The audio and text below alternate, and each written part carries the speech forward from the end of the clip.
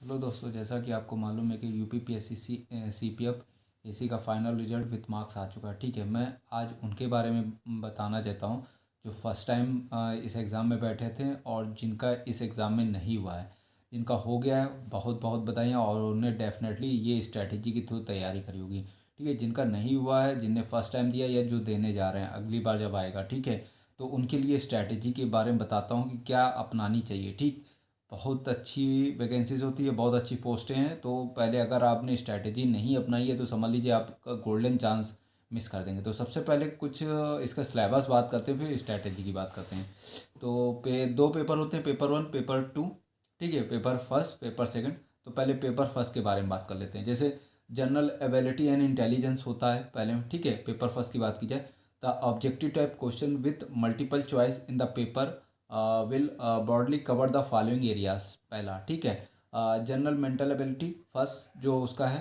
ठीक है, the question will be design to logic reasoning and quantitative aptitude and including the numerical ability and data interpretation. ठीक है, तो reasoning में ज़्यादा क्या है कि आपको जो बेसिक चीज़ें हैं वो पढ़ लीजिए, मोर देन इनफ है। ठीक है, ज़्यादा टफ नहीं पढ़ना, प्रीवियस ईयर के पेपर के अकॉर्डिंग आप पढ़ सकते हैं। दूसरी बात की जाती है जनरल साइंस की। यूपीपीएससी में जनरल साइंस यूपीएससी में जनरल साइंस का रोल जो होता है, और क्वेश्चन भी अच्छे बनते हैं। ठीक है, तो the question will set test general awareness. ठीक है, जनरल अवेयरनेस का मतलब है जो आपका बेसिक नीड है उस पर साइंस के questions, scientific temper, comprehension and appreciation of scientific phenomena of everyday observation including new area and importance of little information technology. ठीक है, इन्वायरमेंट साइंस। ठीक, बेसिकली जानते हैं साइंस में क्या पूछने की कोशिश कर रहा है, आपका डेली यूसेज। जैसे आप पेस्ट करते हो उसमें क्या केमिकल है, डेटॉल होता है तो उसमें क्या कंटेंट पड़ा होता है, ये सब चीज़ें आपसे पूछने की कोशिश कर रहा है। ठीक है, तो ये सब चीज़ें जो आप नॉर्मल डेली यूसेज है उससे अवेयर होना चाहिए आपको, एनवायरनमेंट से अवेयरनेस होनी चाहिए, ये सब चीज़ें उसमें उसमें पूछा गया है। फिर बात करते हैं तीसरा, current event of national and international importance. ठीक है, तो ये इसमें क्या है, the question will test the candidate awareness of current events of national and international importance in the broad area of culture and music and literature, sports, governance, social and development issues, industry, business and globalisation and interplay among nations है। ठीक है, तो basically इसमें क्या है, देखिए current जो है उसमें अवेयरनेस होगा, नेशनल और इंटरनेशनल चीज़ें पूछी गई है। ठीक है, कुछ कल्चर है, कुछ म्यूज़िक है, अवार्ड्स हैं, वो सब रिलेटेड क्वेश्चंस है जो अपडेटेड चीज़ें हुई हैं या ठीक है हुई हैं उनके बारे में इसने पूछने की कोशिश करा है। फिर बात करते हैं फोर्थ नंबर में, इंडियन पॉलिटी और इकॉनमी में। The question shall aim to test knowledge of countries political system and the constitution of India and social system and public administration, economy, development in India, regional and international society issues and human rights including its indicators। ठीक है, देखिए basic आप जो एक मतलब politics वाली चीज़ें हैं या इकॉनमी वाली चीज़ें, आप कॉन्स्टिट्यूशन वाली चीज़ें, वो तो आपको पढ़ना ही है।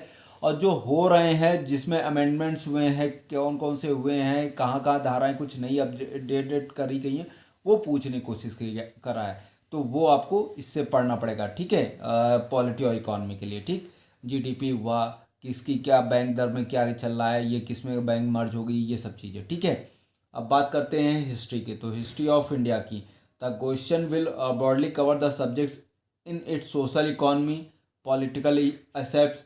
This shall also include the area of growth, nationalisations and freedom movement. ठीक है, तो इसमें क्या बेसिकली इंडियन हिस्ट्री पूछा गया है, तो आप इसमें कवर क्या कर सकते हैं, मतलब question social economy and political aspect तो होने चाहिए, the sale area of growth, nationalisation and freedom movement. ठीक है, जो 1857 वाला है। ठीक, अब इसके लिए आपको क्या करना है कि देखिए अगर आप इसमें मतलब इंडियन हिस्ट्री के लिए आपको क्या प्रीवियस ईयर का देख लीजिए, एसी का ही देखिएगा, एसी का देखिएगा। और थियोरटिकल और फैक्चुअल वाले जो यूपीएससी के पेपर होते हैं वो उसमें नहीं, नीचे पूरा एक क्वेश्चन का आंसर होता है, उसमें पूरा डिटेल में लिखे रहते हैं, वैसे क्वेश्चन आपको पढ़ने हैं। ठीक है। अब बात करते हैं 6 नंबर की, Indian and world geography. The question will shall cover the physical, social and economy aspects of geography pertaining to India and the world. ठीक है, तो इंडियन जियोग्राफी और वर्ल्ड जियोग्राफी दोनों कवर कर रही है। ठीक है, अच्छा अब बात करते हैं पेपर सेकंड। सेम पैटर्न, आप इसके लिए भी वही करना है। मैं मतलब वर्ल्ड ज्योग्राफी के लिए वही प्रीवियस ईयर के पेपर जो हो गए आपके प्री यूपीएससी का प्री का पेपर आप देख लीजिए, बस बहुत है। ठीक है, और पीसीएस के प्री का अगर आप इतना पढ़ लेंगे तो समझ लीजिए एसी आप बिल्कुल निकल जाएगा। बहुत लोग कम ध्यान देते हैं इन पोस्टों पे। ठीक है, वो लोग लगे रहते हैं यूपीएससी या यूपीपीएससी में, जो आईएएस और ये देने लगते हैं पीसीएस वाली, स्टेट पीसीएस का। इस पे बहुत लोग कम फोकस करते हैं। अगर आप इस पे फोकस कर लिए, समझ लीजिए असिस्टेंट कमांडेंट बहुत अच्छी जॉब है। ठीक है, बहुत अच्छी जॉब है, रॉयल जॉब है और प्रमोशन भी रहता है इसका। फिर बात करते हैं नेक्स्ट का सेकंड पेपर की, तो जनरल स्टडी एसे कॉम्प्रिहेंशन। ठीक है, तो एक सेकंड, हाँ कहाँ गए भाई, हाँ ऐसे question which are to be answer in long narrative from either in Hindi और इंग्लिश। ठीक है, टोटलिंग 80 मार्क्स का होगा। The indicative topics modern Indian history, specially of freedom struggle. ठीक है, and freedom struggle, geography, polity and economy, knowledge of security and human rights, issue and analytic ability. ठीक है, तो बेसिकली क्या है, देखिए इसको कवर करने के लिए अगर आपने प्रीवियस ईयर का देख लिया और उसी के अकॉर्डिंग आपने इसको जो ऐसे है उसको तैयार करने लगे। ठीक है, तो ये वहाँ से कवर हो जाएगा। ठीक, ये था पार्ट ए का। अब पार्ट बी की बात करते हैं, तो comprehension, precis writing, other communication, language skills, to be attempt English only. ठीक है, इंग्लिश में आपका होगा मार्क्स क्या होगा, 120 का होगा। The topic are comprehension passage, precis होगी writing, developing country, argument, simple grammar and other aspects of language testing. ठीक है, तो ये जो है दोनों जो पेपर 2 होगा, general study essay and comprehension, ये बेसिकली क्या है, आप प्रीवियस ईयर का आपने पेपर देख लिया। ठीक है, उसी अकॉर्डिंग आपने तैयारी कर ली। समझ लीजिए कि आधा से होता क्या, पेपर 1 आपका क्लियर हो जाता, पेपर 2 छूट जाता है। उसका रीजन बिहाइंड होता है ये है कि सभी लोग फॉर्म तो भर देते हैं, ठीक है, लेकिन तैयारी नहीं करते हैं। ठीक है, और बस ये होता है कि चलो देना है, जाके दे आया, 25 साल तक का देना, मैं दे आया। ठीक, तो वो क्या है, गलती आप बिल्कुल मत करिए। आपको क्या करना है कि एक प्रॉपर स्ट्रेटेजी बनाइए, और ऐसे एग्ज़ाम के लिए तो अब समझ लीजिए बिल्कुल हो जाएगा आपका। किसी ना किसी डिपार्टमेंट में, CISF हुआ, ITBP हुआ, SSB हुआ, CRPF हो, किसी में ना किसी में आपका हो जाएगा। ठीक, लेकिन अगर आपने स्ट्रेटेजी नहीं अपनाई, आपने PDF अपने सिलेबस को सही से रीड आउट नहीं करा, ठीक है, तो ये आप मान लीजिए नहीं हो पाएगा। सबसे इजी है, ज़्यादा इसमें कंपटीशन रहता नहीं है, बस एक प्रॉपर प्लानिंग से अगर आप करते हैं तो हो जाएगा। अब बात करते हैं जिनका नहीं हुआ, तो जिनका नहीं हुआ तो उनके लिए बेस्ट तरीका क्या है कि देख लीजिए आपका कहाँ स्कोर कम हुआ है, कहाँ किस सब्जेक्ट में आपका स्कोर कम रह गया, बस उसी टॉपिक को उठा के मतलब तैयारी कर लीजिए।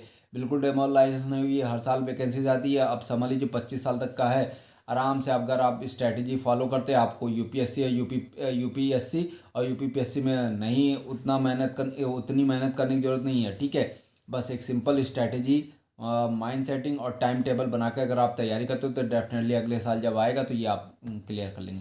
ठीक है दोस्तों, तो अगर इससे रिलेटेड कोई आपको पूछना है, मेरे से क्वेरीज करनी है, तो आप मेरे से पूछ सकते हो। मैं आपके क्वेश्चन का आंसर देने की कोशिश करूँगा। थैंक यू दोस्तों, तो हम लोग मिलते हैं नेक्स्ट वीडियो में।